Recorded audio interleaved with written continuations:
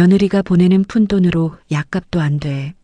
남편의 휴대전화 화면에 뜬 그 한 줄을 보고 저는 소파에 앉은 채 굳어버렸습니다. 매달 제 월급에서 150만 원씩 3년 넘게 한 달도 빠지지 않고 보냈습니다. 그 돈이 푼돈이라고요. 남편은 허겁지겁 휴대전화를 빼앗으려 했지만 저는 이미 단톡방을 열어버린 뒤였어요. 시어머니의 조롱, 시누이의 비웃음, 그리고 그 사이에서 웃는 이모티콘만 보내고 있던 남편. 그날 밤 저는 방문을 잠그고 모든 대화를 제 휴대전화로 옮겼습니다. 다음 날 아침 자동이체를 해지했어요. 입금 대신 문자 하나를 보냈습니다. 푼돈이라 하셨으니 이제 안 보내겠습니다. 그 문자 한 통이 상상도 못한 지옥의 시작이었습니다. 오늘의 사연 시작합니다. 사연이 시작하기 전 좋아요와 구독을 눌러주세요. 오늘 여러분의 하루가 행운과 행복으로 가득하길 기원합니다. 저는 서지윤, 올해 35입니다. 중견 화장품 회사에서 마케팅 팀장으로 일하고 있죠. 어릴 적부터 저희 집은 넉넉하지 못했습니다. 아버지가 일찍 돌아가시고 어머니 혼자 식당에서 새벽부터 밤까지 일하며 저를 키우셨어요. 그래서인지 저는 어릴 때부터 남에게 기대지 않고 제 힘으로 해내겠다는 마음이 강했습니다. 장학금을 받아 대학을 졸업하고 입사 동기 중 가장 빠르게 팀장 자리에 올랐죠. 돈 한 푼의 무게를 누구보다 잘 아는 사람이 바로 저였습니다. 박민재를 처음 만난 건 30즈음 거래처 회식 자리였어요. 민재는 다른 회사 영업팀 소속이었는데 술자리 한 구석에서 조용히 웃고 있는 모습이 묘하게 눈에 들어왔습니다. 사람들 틈에서 목소리를 높이지 않으면서도 분위기를 부드럽게 이끄는 재주가 있었죠. 저한테 먼저 연락처를 물어본 것도 민재 쪽이었고 만남이 이어지면서 자연스럽게 사귀게 되었습니다. 민재는 연애할 때 참 다정한 사람이었어요. 퇴근길에 아무 말 없이 회사 앞에서 기다리고 제가 야근할 때면 따뜻한 국물을 사들고 나타나곤 했습니다. 홀어머니 밑에서 자란 제 사정을 듣고는 앞으로 제가 가족이 되어주겠다고 했죠. 그 말 한마디가 저는 그렇게 좋을 수가 없었습니다. 교제 2년 만에 결혼식을 올렸어요. 시어머니는 처음 인사를 갔을 때부터 제 직업과 연봉을 꼬치꼬치 물으셨습니다. 시누이도 옆에서 올케 월급이 어느 정도 되냐며 대놓고 캐묻더군요. 조금 불편했지만 결혼이란 게 두 사람만의 일은 아니니까 웃으며 넘겼습니다. 문제가 본격적으로 시작된 건 결혼 직후였어요. 시어머니가 무릎이 안 좋아 큰 병원에 다니기 시작하셨는데 민재가 어느 날 저녁 조심스럽게 입을 열었습니다. 여보, 지윤아. 우리 어머니 요즘 무릎 아파서 밤마다 우시는 거 당신도 알지? 병원비가 생각보다 너무 많이 나와서 큰일이야. 당신이 나보다 월급도 많고 돈 관리도 잘하니까 우리가 매달 150만 원만 어머니 도와드리면 안 될까? 내가 평생 당신한테 엎드려 살게. 응? 저는 당연히 그래야지 하고 고개를 끄덕였습니다. 가족이니까요. 그렇게 매달 1일 시어머니 계좌로 150만 원씩 병원비를 보내기 시작했습니다. 제 월급에서 나가는 돈이었어요. 민재는 고맙다는 말 한마디를 하더니 시간이 지나면서 그 고맙다는 말조차 사라졌습니다. 150만 원은 어느새 당연한 것이 되어버렸죠. 3년이 넘도록 한 달도 빠지지 않고 보냈습니다. 명절에는 따로 용돈을 챙겼고 시어머니 생신에는 백화점 상품권까지 보태드렸어요. 시누이가 취업 준비한다며 학원비가 필요하다고 했을 때도 민재가 부탁하면 저는 군말 없이 보내줬습니다. 돌이켜보면 저는 그 집안의 현금 인출기나 다름없었어요. 그리고 그날이 왔습니다. 금요일 저녁 퇴근하고 돌아오니 민재가 거실 소파에 드러누워 휴대전화를 만지작거리고 있었어요. 아이고, 우리 마누라 이제 와. 하루 종일 일하느라 피곤하지? 지윤아, 밥하기 귀찮을 텐데 저녁 배달 뭐 시킬까? 당신 좋아하는 양념치킨 어때? 오늘은 남편이 시원하게 쏜다. 민재가 몸을 일으키며 휴대전화 화면을 제 쪽으로 돌렸습니다. 배달 앱을 보여주려는 거였죠. 그 순간 화면 맨 위에 알림이 줄줄이 내려왔습니다. 시댁 가족 단톡방이었어요. 시어머니 이름 옆에 메시지가 선명하게 떠 있었습니다. 그깟 150만 원, 며느리가 보내는 푼돈으로 약값도 안 돼. 돈 준다고 유세는 혼자 다 떨고. 저는 그 한 줄을 보고 소파에 앉은 채 굳어버렸습니다. 심장이 뚝 떨어지는 느낌이었어요. 푼돈이라고요. 매달 제 월급에서 피처럼 짜낸 150만 원이 푼돈이라고요. 민재의 얼굴이 순식간에 하얗게 질렸습니다. 이거 잠깐만. 지윤아, 안 돼. 민재가 허겁지겁 휴대전화를 낚아채려고 손을 뻗었습니다. 하지만 저는 이미 민재의 손목을 붙잡고 있었어요. 제 손가락에 힘이 들어가는 게 스스로도 느껴졌습니다. 민재가 당황해서 손목을 빼려고 버둥거렸지만 저는 놓지 않았습니다. 아파. 나봐. 서지윤, 손목 부러지겠어. 내놓으라고. 그대로 단톡방을 눌러 열었어요. 화면을 위로 올릴수록 눈앞이 캄캄해졌습니다. 시어머니가 보낸 메시지 사이사이에 신우이의 답장이 끼어 있었어요.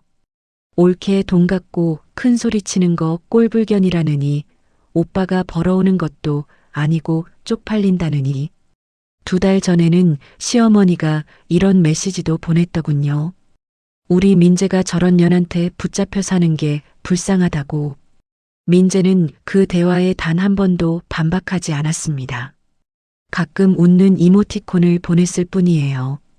저는 떨리는 손으로 대화 내용 전체를 제 휴대전화로 전송했습니다. 민재가 제 팔을 잡으며 다급하게 말했어요. 야, 서지윤. 너 지금 남편 휴대전화 함부로 뒤지고 제정신이야?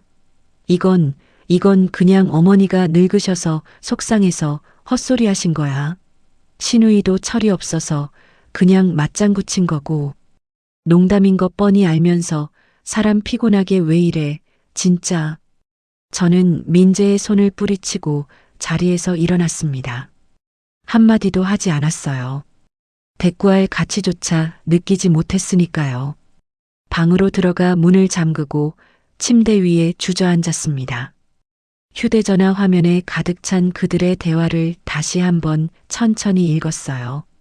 그리고 캡처본과 그동안 시댁에 보낸 수천만 원어치 이체 내역을 클라우드에 하나하나 저장했습니다. 손끝이 차갑게 떨렸지만 머릿속은 오히려 얼음장처럼 맑아지고 있었습니다. 잠을 한숨도 자지 못했습니다. 천장을 올려다보며 뒤척이는 사이 새벽이 밀려왔어요. 눈을 감으면 그 단톡방 메시지들이 눈꺼풀 안쪽에 또렷하게 떠올랐습니다. 푼돈, 꼴불견, 저런 년. 한 글자 한 글자가 모처럼 가슴팍에 박혀 있었죠. 토요일 아침 저는 침대에서 일어나 세수를 하고 식탁에 앉았습니다. 민재는 거실 소파에서 옷도 갈아입지 않은 채 잠들어 있었어요. 어젯밤 잠긴 문 앞에서 한참을 서성이다 포기한 모양이었습니다. 저는 민재를 쳐다보지도 않고 휴대전화를 꺼냈어요. 은행 앱을 열었습니다. 매달 1일 시어머니 계좌로 자동이체되던 150만 원. 3년 넘게 단 한 번도 빠뜨리지 않았던 그 이체 설정을 해지 버튼 하나로 끊어버렸습니다. 손가락이 떨릴 줄 알았는데 의외로 담담했어요. 오히려 목구멍에 걸려있던 무언가가 빠지는 느낌이었습니다. 다음은 문자를 보낼 차례였죠. 시어머니 이름을 누르고 메시지 창을 열었습니다. 저는 짧게 썼어요. 어머님, 푼돈이라 하셨으니 이제 보내지 않겠습니다. 앞으로는 알아서 하십시오. 전송 버튼을 누르는 순간 등 뒤에서 인기척이 났습니다. 민재가 부스스한 머리로 일어나 앉으며 눈을 비비고 있었어요. 지훈아, 어제 일은 진짜 오해야. 어머니가 원래 입이 좀 거칠잖아. 속으로는 고마워하신다니까. 민재가 소파에서 몸을 끌고 와 식탁 맞은편에 앉았습니다. 저는 휴대전화를 식탁 위에 내려놓고 민재의 눈을 똑바로 바라봤어요. 농담이라고 했지. 3년 넘게 한 달도 안 빠지고 보낸 돈이 푼돈이라는 게 농담이야. 민재가 입술을 달싹거리며 말을 이었습니다. 그래, 어머니가 좀 심했어. 내가 말씀드릴게. 근데 자동이체까지 끊을 건 아니잖아. 어머니 무릎 치료 안 하면 어떡해. 내가 걱정할 일이 아니야. 당신 어머니 병원비는 당신이 알아서 해. 민재의 눈이 크게 떠졌습니다. 제가 이렇게 나올 줄은 상상도 못한 얼굴이었어요. 민재가 식탁을 짚고 몸을 앞으로 기울이며 목소리를 높였습니다. 야, 진심이야, 지금. 문자까지 보낸 거야. 어머니가 그거 보시면 얼마나 서운해 하시겠어. 서운하다고. 저는 자리에서 천천히 일어났습니다. 피식, 웃음 비슷한 것이 새어나왔어요. 서운이라는 단어가 이렇게 우습게 들린 적은 처음이었습니다. 내가 3년 동안 서운한 거는 안 궁금하지. 단톡방에서 같이 웃고 있던 사람이. 민재가 입을 다물었습니다. 제 목소리가 떨리지 않았거든요. 오히려 너무 차분해서 민재 쪽이 더 당황하는 눈치였습니다. 그때 민재의 휴대전화가 미친 듯이 울리기 시작했어요. 화면에 어머니라는 글자가 번쩍번쩍 떴습니다. 문자를 본 모양이었죠. 민재가 황급히 전화를 받으려는데 바로 이어서 신우이 번호까지 동시에 걸려왔습니다. 저는 그 소란을 뒤로하고 침실로 들어갔어요. 제 휴대전화에도 시어머니와 신우이의 전화가 폭탄처럼 쏟아지고 있었습니다. 화면이 쉴 틈 없이 깜빡거렸죠. 저는 그 번호들을 하나씩 길게 눌러 수신 차단 목록에 집어넣었습니다. 시어머니 차단, 신우이 차단. 화면이 조용해지자 비로소 숨이 편해졌어요. 옷장을 열고 정장을 꺼내 침대 위에 펼쳐 놓았습니다. 토요일이었지만 할 일이 있었거든요. 샤워를 마치고 블라우스 단추를 하나씩 잠그며 거울 속 제 얼굴을 들여다봤습니다. 눈 밑에 그늘이 졌지만 눈동자만은 또렷했어요. 거실을 지나가는데 민재가 전화기를 붙들고 시어머니에게 연신 고개를 숙이며 통화하고 있었습니다. 어머니, 제가 지훈이한테 잘 말해볼게요. 네, 좀 기다려주세요. 민재가 저를 보며 입모양으로 잠깐만 하고 손짓했지만 저는 현관에서 구두를 신고 문을 열었습니다. 뒤에서 민재가 뭐라고 외치는 소리가 들렸어요. 저는 돌아보지 않고 문을 닫았습니다. 회사에 도착하자마자 은행 앱을 다시 열었어요. 민재 명의로 연결되어 있던 가족카드 결제 기능을 정지시켰습니다. 그리고 제 이름으로만 관리할 수 있는 새 계좌를 하나 만들었어요. 비상금 계좌였습니다. 누구도 손댈 수 없는 오직 저만의 금고가 필요했거든요. 사무실 창밖으로 햇살이 비쳤지만 저는 따뜻함 따위를 느낄 여유가 없었습니다. 휴대전화 알림은 꺼놨고 차단 목록은 꽉 차 있었어요. 저는 모니터를 켜고 키보드 위에 손을 올렸습니다. 해야 할 일이 산더미처럼 남아 있었거든요. 월요일 점심시간이었습니다. 오전 내내 밀린 보고서를 처리하느라 정신이 없었는데 팀 후배가 제 자리로 다가와 조심스럽게 말했어요. 팀장님, 1층 로비에 누가 찾아오셨는데요. 남편분이신 것 같아요. 가슴이 철렁 내려앉았습니다. 여기까지 온 거냐 싶었죠. 저는 책상 서랍에서 주말 동안 준비해 둔 것을 꺼내 손에 쥐고 자리에서 일어났습니다. 인쇄물 뭉치였어요. 단톡방 대화 캡처본을 A4 용지에 빼곡하게 뽑아놓은 것이었죠. 엘리베이터를 타고 1층으로 내려가니 로비 한가운데 민재가 서 있었습니다. 넥타이도 매지 않은 구겨진 셔츠 차림이었어요. 저를 발견하자마자 성큼성큼 걸어왔습니다. 서지훈, 너 지금 나한테 이러는 거야 진짜. 민재가 제 앞을 떡 막아섰습니다. 로비를 오가던 사람 몇 명이 슬쩍 고개를 돌렸어요. 저는 한 발짝도 물러서지 않았습니다. 뭘 어쩌라고 여기까지 온 거야? 가족 카드 왜 끊어? 어머니한테 그게 무슨 문자야? 주말 내내 어머니가 밥도 못 드시고 우셨어. 민재가 목소리를 낮추려고 애를 썼지만 턱 근육이 파르르 떨리고 있었습니다. 분을 억지로 누르고 있다는 게 눈에 보였어요. 밥을 못 드신 게 내 때문이라고. 당연하지. 내가 그런 식으로 문자를 보내니까 그렇지. 어머니한테 당장 사과해. 그리고 병원비 이번 달 거 오늘 안으로 넣어. 저는 민재의 얼굴을 가만히 올려다봤습니다. 이 사람 눈에는 제가 아직도 고분고분 시키는 대로 하는 며느리로 보이는 모양이었어요. 3년 내내 한 번도 거절한 적이 없으니 이번에도 으르면 꺾일 거라고 생각하는 거죠. 사과하라고. 내가. 당연하지. 내가 옹졸하게 굴어서 이 지경이 된 거잖아. 어머니 말 한마디에 자존심이 그렇게 상했으면 나한테 말을 하든가. 왜 돈줄을 끊어? 민재가 한 걸음 더 다가왔습니다. 제 어깨 너머로 로비 안쪽을 힐끗 살피더니 목소리를 더 깔았어요. 여기서 이러지 말고 집에 가서 얘기하자. 어머니 병원비 문제는 내가 좀 어른스럽게 넘어가면 되는 거야. 어른스럽게. 그 단어를 듣는 순간 속에서 무언가가 차갑게 끊어지는 소리가 났습니다. 저는 손에 쥐고 있던 인쇄물 뭉치를 들어 올렸어요. 민재의 시선이 제 손으로 향했습니다. 이게 뭐? 말이 끝나기 전에 저는 그 종이 뭉치를 민재의 얼굴 앞으로 내던졌습니다. A4 용지가 부채처럼 흩어지며 로비 바닥에 흩날렸어요. 민재의 발밑으로, 소파 옆으로, 안내 데스크 앞까지 하얀 종이가 널브러졌습니다. 지나가던 동료 2명이 깜짝 놀라 멈춰섰죠. 민재가 멍하니 발밑의 종이를 내려다봤습니다.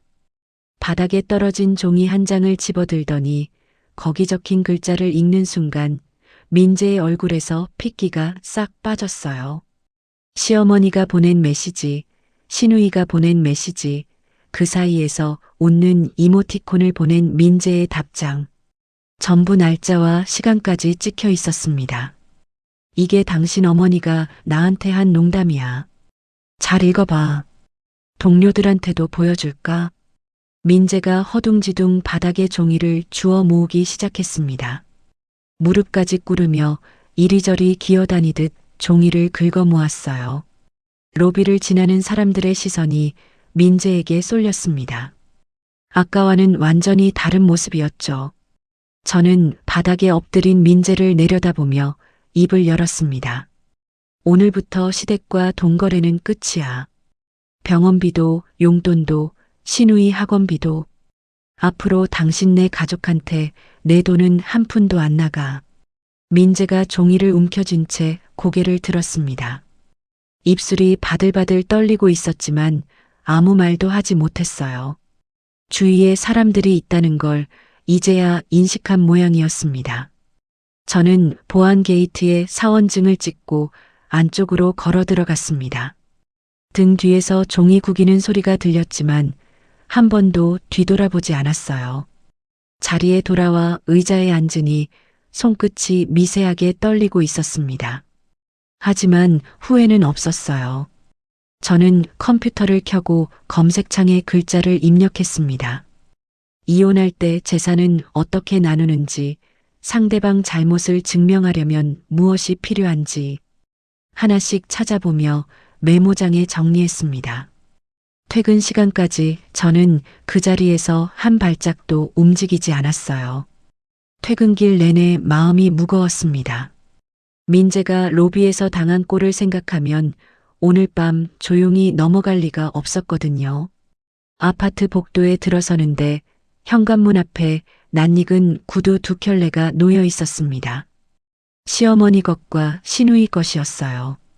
현관 비밀번호를 누르고 문을 열자 거실 한복판에 시어머니와 시누이가 떡하니 앉아 있었습니다. 소파 옆에 민재가 팔짱을 낀 채 서 있었고 식탁 위에는 아무도 손대지 않은 과일 접시가 놓여 있었어요. 마치 저를 기다리며 작전을 짜고 있었다는 듯한 분위기였죠. 시어머니가 저를 보자마자 소파에서 벌떡 일어나며 손가락을 치켜들었습니다. 야, 서지훈. 네가 감히 나한테 그런 문자를 보내. 며느리가 시어미한테 돈 안 보낸다고 통보를 해. 세상에 이런 괘씸한 년이 어디 있어. 시누이가 소파 팔걸이를 톡톡 두드리며 콧방귀를 뀌었어요.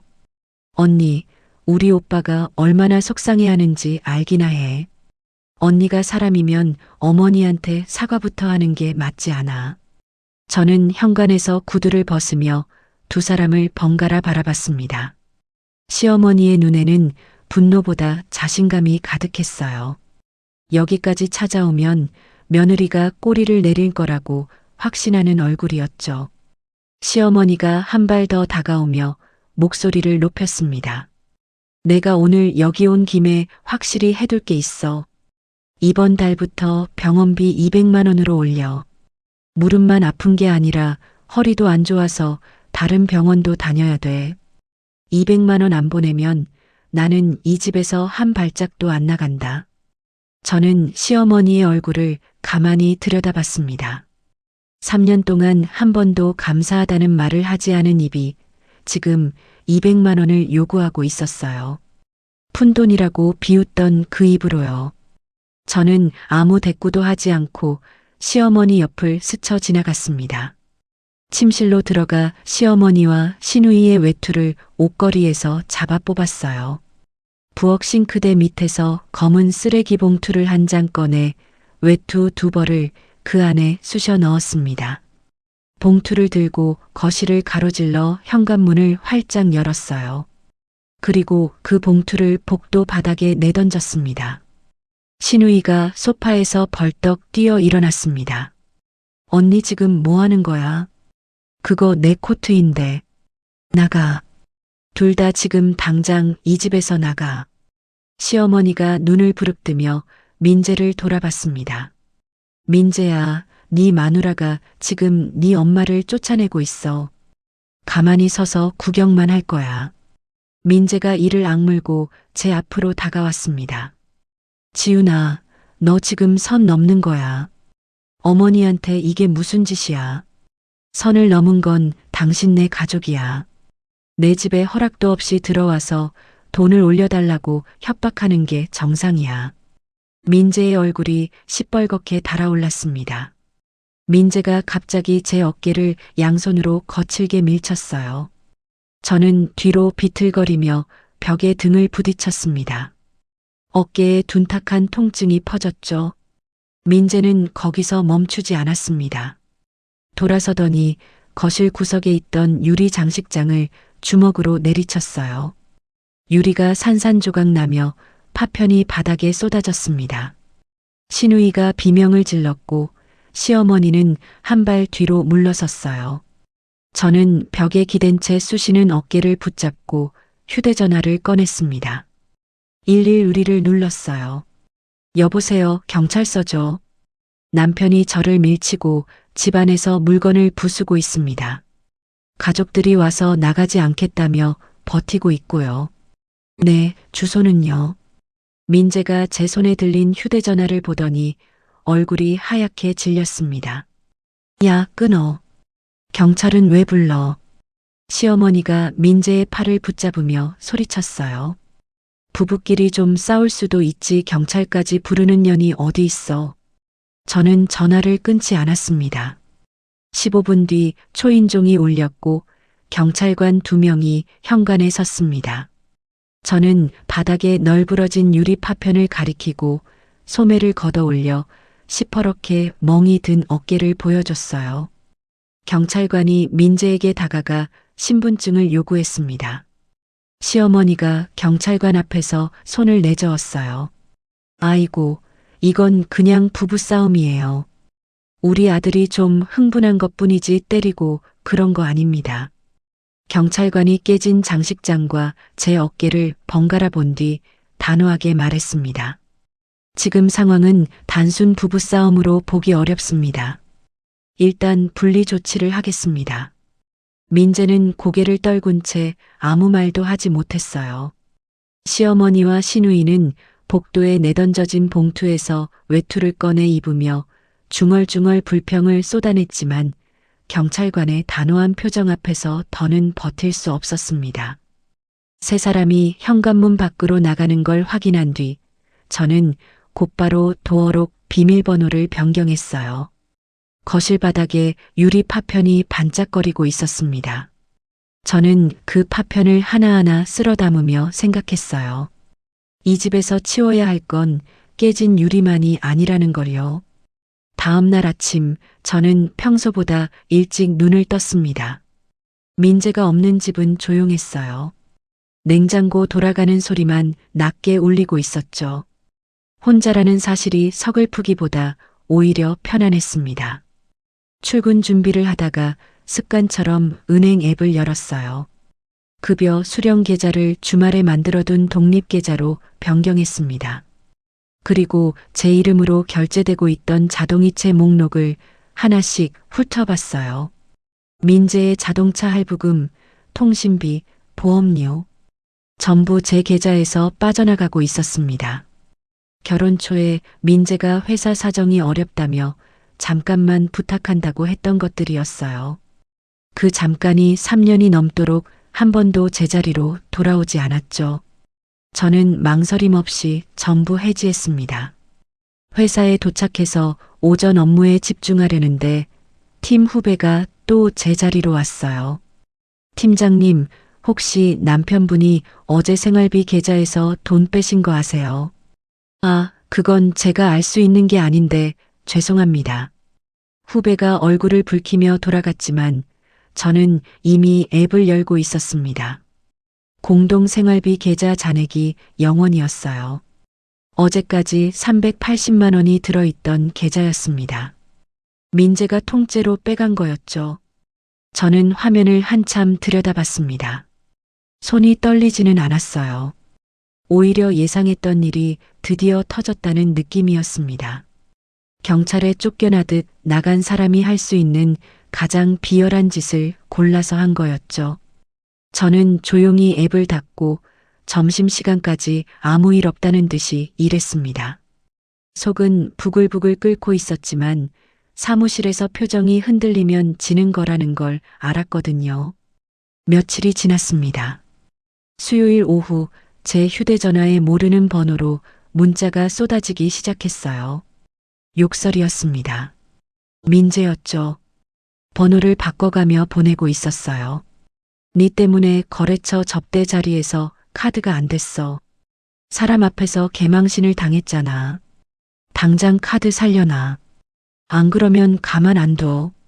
미친년아, 내 보험이랑 차 할부도 끄는 거야. 너 진짜 죽고 싶어? 저는 문자를 하나하나 읽으며 전부 캡처했습니다. 욕설이 섞인 문자, 협박이 담긴 문자, 날짜와 시간이 찍힌 화면을 빠짐없이 저장했어요. 지우고 싶은 마음은 조금도 없었습니다. 이 문자들이 나중에 얼마나 쓸모 있을지 저는 정확히 알고 있었거든요. 금요일 저는 반차를 냈습니다. 집에 돌아와 민재의 옷장을 활짝 열었어요. 봄 재킷, 여름 셔츠, 가을 코트, 겨울 패딩. 하나도 빠짐없이 큰 여행 가방 2개에 쑤셔 넣었습니다. 서랍 속 속옷과 양말, 욕실의 면도기와 샴푸까지 전부요. 가방 지퍼를 잠그고 나니 옷장이 텅 비어 있었어요. 빈 옷걸이들이 줄줄이 흔들리는 모습이 묘하게 시원했습니다. 퀵서비스 기사가 도착했습니다. 저는 가방 2개를 현관 앞에 내놓으며 배송지를 적어줬어요. 시댁 본가 주소였습니다. 착불이었죠. 여기로 보내주세요. 받는 분이 요금 내실 겁니다. 기사가 가방을 들고 엘리베이터에 타는 걸 지켜보며 저는 현관문에 기대섰습니다. 민재의 흔적이 사라진 집은 놀라울 만큼 넓어 보였어요. 침실로 돌아와 텅 빈 옷장 문을 닫았습니다. 창밖으로 오후 햇살이 비스듬히 들어오고 있었어요. 저는 침대에 걸터 앉아 휴대전화를 꺼냈습니다. 캡처해둔 민재의 욕설 문자들을 클라우드 증거 폴더로 옮겨 저장했어요. 이체 내역, 단톡방 캡처, 멍든 어깨 사진, 그리고 이 문자들. 폴더가 점점 두꺼워지고 있었습니다. 민재의 짐을 내보낸 지 사흘째 되는 날이었습니다. 퇴근하고 돌아와 우편함을 열었는데 평소에는 없던 갈색 봉투가 3통이나 꽂혀 있었어요. 저축은행 1곳, 대부업체 2곳에서 보낸 우편물이었습니다. 봉투를 뜯는 순간 눈앞이 캄캄해졌어요. 제 이름으로 대출이 실행되었고 이자가 밀려 있으니 즉시 상환하라는 내용이었습니다. 금액을 확인하고 저는 현관 앞에 주저앉았습니다. 3건을 합치면 제가 한 번도 빌린 적 없는 돈이 수천만 원이었어요. 다음 날 아침 저는 출근도 하지 않고 해당 금융사에 전화를 걸었습니다. 상담원과 통화하며 대출 경위를 하나씩 확인했어요. 전부 비대면으로 실행된 건이었습니다. 제 신분증 사본과 공인인증서로 본인 인증을 거쳤다고 했어요. 저는 서재 서랍을 뒤졌습니다. 신분증 사본을 넣어둔 파일이 비어 있었어요. 공인인증서가 저장된 보안 장치도 사라져 있었습니다. 민재였어요. 제가 모르는 사이에 서랍을 뒤져 다 가져간 거였죠. 자금이 어디로 갔는지 추적해 봤습니다. 이체 내역을 따라가니 돈의 상당 부분이 신우이 이름으로 된 계좌로 흘러들어가 있었어요. 신우이가 최근 연 카페의 인테리어 비용과 시기가 정확히 맞았습니다. 나머지는 민재 개인 계좌로 빠져나가 있었고 소액 결제 내역이 줄줄이 찍혀 있었어요. 고급 식당, 호텔, 백화점. 혼자 쓴 금액이 아니었습니다. 전화기를 붙잡고 민재에게 수십 번 연락했지만 한 번도 받지 않았어요. 시댁 본가 번호로 걸어도 마찬가지였습니다. 도망치고 있는 거였죠. 그 주 금요일 점심을 먹고 사무실로 돌아오는데 팀 후배가 창백한 얼굴로 뛰어왔습니다. 팀장님, 1층에 사람들이 와서 소리 지르고 있어요. 팀장님 이름을 부르면서요. 로비로 내려가니 험상궂은 남자 2명이 안내데스크 앞에서 소란을 피우고 있었어요. 저를 보자마자 한 명이 손가락으로 가리키며 소리쳤습니다. 서지훈 씨 맞죠? 빌린 돈 안 갚으면 어떻게 되는지 아시죠? 회사에서 일이라도 제대로 하려면 빨리 연락 주세요. 로비에 있던 직원 몇 명이 고개를 돌렸습니다. 수희 아저씨가 달려와 남자들을 말렸지만 이미 여러 사람이 보고만 뒤였어요. 저는 떨리는 다리를 억지로 버티며 엘리베이터를 탔습니다. 자리에 앉아도 키보드 위에 올린 손가락이 움직이지 않았어요. 모니터 화면이 흐릿하게 번졌습니다. 억울했습니다. 제가 쓴 돈이 아닌데, 제가 빌린 돈이 아닌데 왜 이 사람들이 제 직장에 찾아와서 제 이름을 부르는 건지. 주말 내내 방법을 찾으려 했지만 막막하기만 했어요. 혼자서는 답이 나오지 않았습니다. 월요일 저녁 저는 오래전 대학 동문회에서 받아둔 법조인 네트워킹 모임 안내장을 꺼냈어요. 마침 그 주에 모임이 있었습니다. 모임 장소인 호텔 회의실에 들어서자 양복을 갖춰 입은 사람들이 삼삼오오 모여 얘기를 나누고 있었습니다. 저는 구석자리에 앉아 물만 마시고 있었어요. 누구에게 말을 꺼내야 할지 몰랐거든요. 그때 누군가 제 앞에 멈춰 섰습니다. 지훈이, 서지훈 맞지? 고개를 들었습니다. 키가 크고 단정한 인상의 남자가 저를 내려다보고 있었어요. 강진호. 대학 시절 법대 과대표를 하던 4학년 선배였습니다. 졸업 후 소식이 끊겼는데 이름은 몇 번 들은 적이 있었어요. 이혼 전문 변호사로 이름을 날리고 있다는 얘기였죠. 진호가 제 맞은편에 앉으며 말했습니다. 얼굴이 말이 아니다. 무슨 일 있어? 저는 입술을 꽉 깨물었습니다. 안 울려고 했는데 누군가 걱정하는 말투로 물어보니 턱 끝이 떨렸어요. 진호가 자리에서 일어나 조용한 별실로 저를 안내했습니다. 문을 닫고 마주 앉자 저는 참았던 것들을 처음부터 끝까지 쏟아냈어요.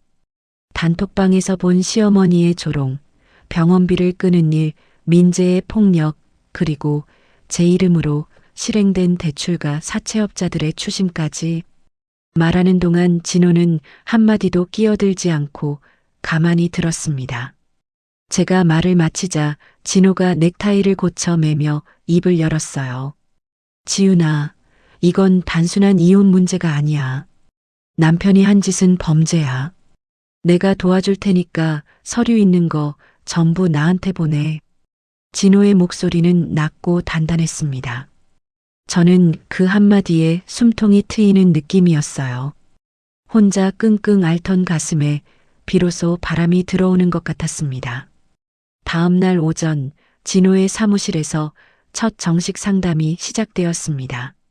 저는 클라우드에 백업해둔 자료를 전부 출력해서 가져갔어요. 단톡방 캡처본, 이체 내역, 대출 독촉 우편물, 민재의 욕설 문자, 멍든 어깨 사진까지. 진호는 서류를 한 장씩 넘기며 밑줄을 긋고 메모를 적었습니다. 지훈아, 대출이 실행된 IP 주소를 확인해야 해. 통신사랑 은행에 정식으로 기록을 요청할 거야. 그리고 탐정 한 명 붙일 테니까 민재가 요즘 어디서 뭘 하고 다니는지 전부 찍어올 거야. 저는 고개를 끄덕였습니다. 진호가 움직이기 시작하자 일이 빠르게 돌아갔어요. 며칠 뒤 진호가 소개한 탐정에게서 첫 보고가 들어왔습니다. 사진 파일을 열어보는 순간 저는 휴대전화를 쥔 손에 힘이 빠졌어요. 민재가 젊은 여자와 팔짱을 끼고 호텔에 들어가는 사진이었습니다.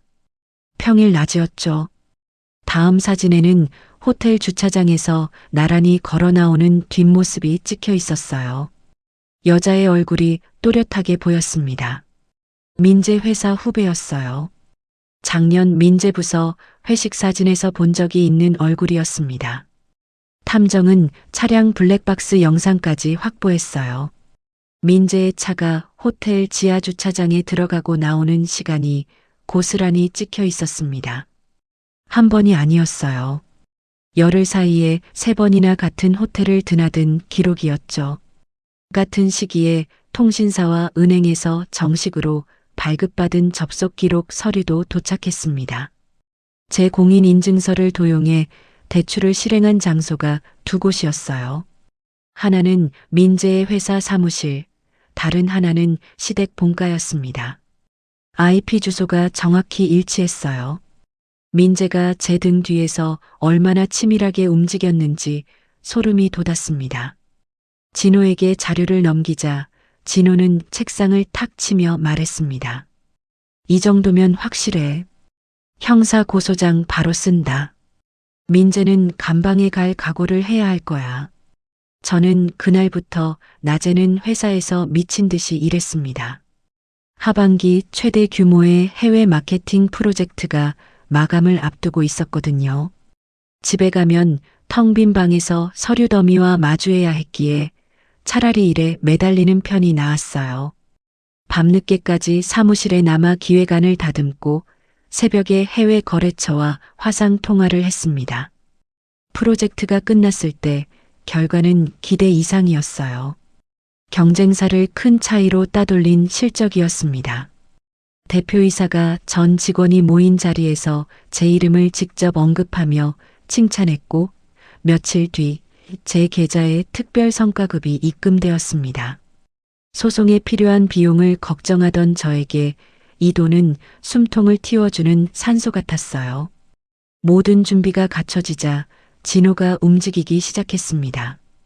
경찰청에 형사 고소장을 접수했어요. 민재가 제 신분증과 인증서를 훔쳐 대출을 받고 서류를 위조한 혐의를 낱낱이 적어 넣었습니다. 그리고 법원의 이혼 소송과 함께 민재와 상간녀를 상대로 한 거액의 손해배상 청구를 접수했어요. 진호는 소송 서류가 민재에게 전달되는 시기를 정확하게 조율했습니다. 민재의 회사에서 승진 인사가 결정되는 날에 맞춘 거였죠. 그 사이 신우이가 카페 개업 파티를 열었어요. 시어머니와 신우이는 카페 안에서 찍은 사진을 인터넷에 올렸습니다. 새 가구와 고급 커피 기계 앞에서 환하게 웃는 모습이었죠. 그 돈이 어디서 나온 건지 아는 사람은 저밖에 없었습니다. 저는 그 게시물들을 전부 캡처해서 진호에게 보냈어요. 지훈아, 이거 좋은 증거야. 대출금으로 카페를 차린 걸 본인들이 직접 자랑하고 다니는 꼴이니까. 진호는 불법 사채업자들에게도 손을 썼습니다. 민재의 형사 고소 접수 서류와 제 명의가 도용되었다는 증거를 정리해서 공식 서류로 보냈어요. 저를 찾아오던 추심이 그날 이후로 뚝 멈췄습니다. 대신 사채업자들의 화살이 민재 쪽으로 돌아갔죠. 어느 날 밤 진호에게서 전화가 왔습니다. 지훈아, 신우이 카페 보증금이랑 시어머니 본가 아파트에 가압류 신청 넣었어. 이제 그쪽에서 재산을 빼돌리거나 도망치는 건 불가능해. 저는 전화기를 내려놓고 창밖을 바라봤습니다. 어두운 하늘에 별은 보이지 않았지만 가슴속에서 무언가가 또렷하게 자리를 잡아가고 있었어요. 민재의 회사에서 대규모 축하연이 열리는 날이었습니다. 민재의 부서가 맡은 프로젝트가 성공하면서 호텔 연회장을 빌려 임직원 행사를 여는 거였죠. 민재는 이 자리에서 과장 승진이 발표될 거라고 기대하고 있었습니다. 진호에게 들은 정보였어요. 지훈아, 소송 서류 송달이 오늘 오후에 민재 회사로 간다. 그리고 연회장에는 내가 따로 손을 써뒀으니까 걱정하지 마. 아침에 진호가 전화로 그렇게 말했습니다. 저는 옷장 앞에 섰어요. 제일 좋은 옷을 골랐습니다. 검은색 정장에 단추를 하나하나 잠그고 거울 앞에서 머리를 단정하게 올렸어요. 화장을 마치고 거울 속 제 얼굴을 들여다봤습니다. 3년 동안 숨죽이며 참기만 했던 여자의 얼굴은 아니었어요. 저녁 7시 호텔 연회장 앞에 도착했습니다. 로비에서부터 웅성거리는 소리가 들렸어요. 수백 명의 사람이 안에 모여 있었습니다. 저는 가방에서 노트북을 꺼내 전원을 켜두고 연회장 안으로 들어갔어요. 민재가 보였습니다. 홀 안쪽 원탁에 앉아 양복을 빳빳하게 차려입고 있었어요. 그 옆에 젊은 여자가 나란히 앉아 있었습니다. 호텔 사진에서 봤던 그 얼굴이었죠. 두 사람은 와인잔을 부딪히며 웃고 있었어요. 저를 본 민재의 표정이 순간 굳었습니다. 지훈아, 너 여기 왜? 민재가 자리에서 반쯤 일어났지만 저는 민재 쪽을 쳐다보지도 않고 단상을 향해 걸어갔습니다. 사회자가 마이크를 잡고 다음 순서를 안내하려는 참이었어요. 저는 단상 위로 올라가 사회자에게 조용히 말했습니다. 잠깐만 빌릴게요.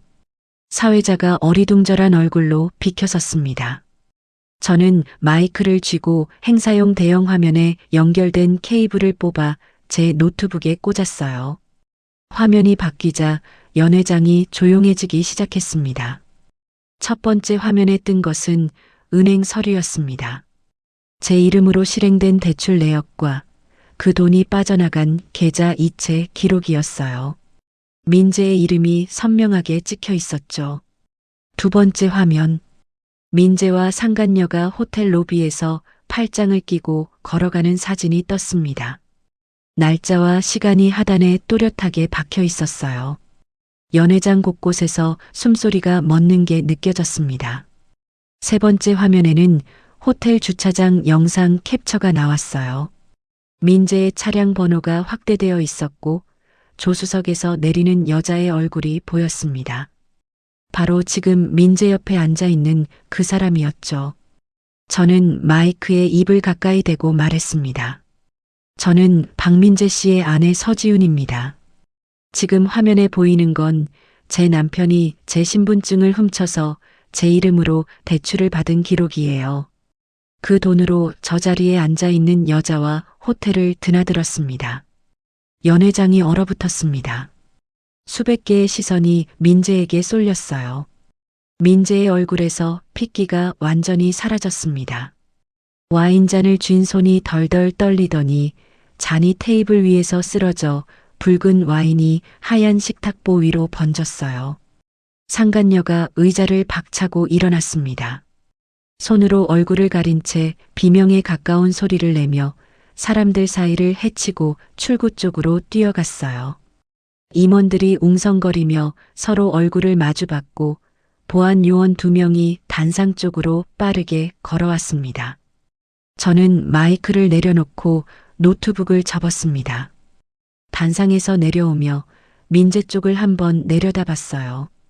민재는 의자에서 미끄러지듯 바닥에 주저앉아 있었습니다. 두 손으로 얼굴을 감싸 쥔 채 꼼짝도 하지 못하고 있었죠. 저는 시선을 거두고 연회장 출구를 향해 걸었습니다.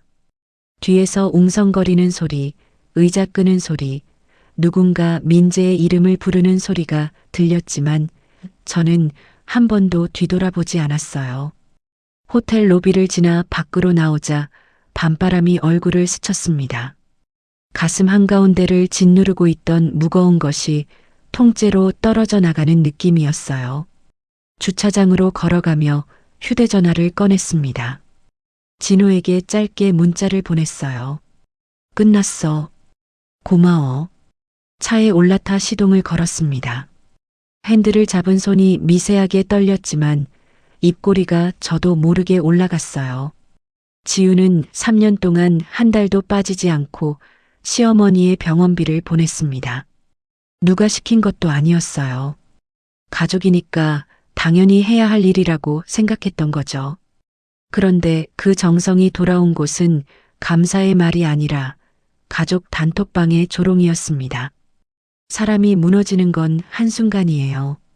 하지만 다시 일어서는 건 그보다 훨씬 오랜 시간이 걸리죠. 지우는 무너질 뻔한 그 자리에서 주저앉지 않았습니다. 떨리는 손으로 증거를 모으고 잠 못 드는 밤을 버티며 어머니의 목숨 앞에서도 끝내 무릎을 꿇지 않았어요. 누군가의 희생을 당연하게 여기는 순간 그 관계는 이미 끝난 겁니다. 고마운 줄 모르는 사람에게는 더 잘해주는 게 아니라 멈출 줄 아는 용기가 필요합니다.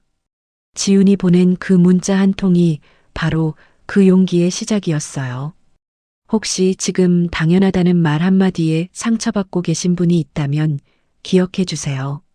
내 마음과 내 돈과 내 시간을 지킬 수 있는 사람은 오직 나뿐이라는 것을요.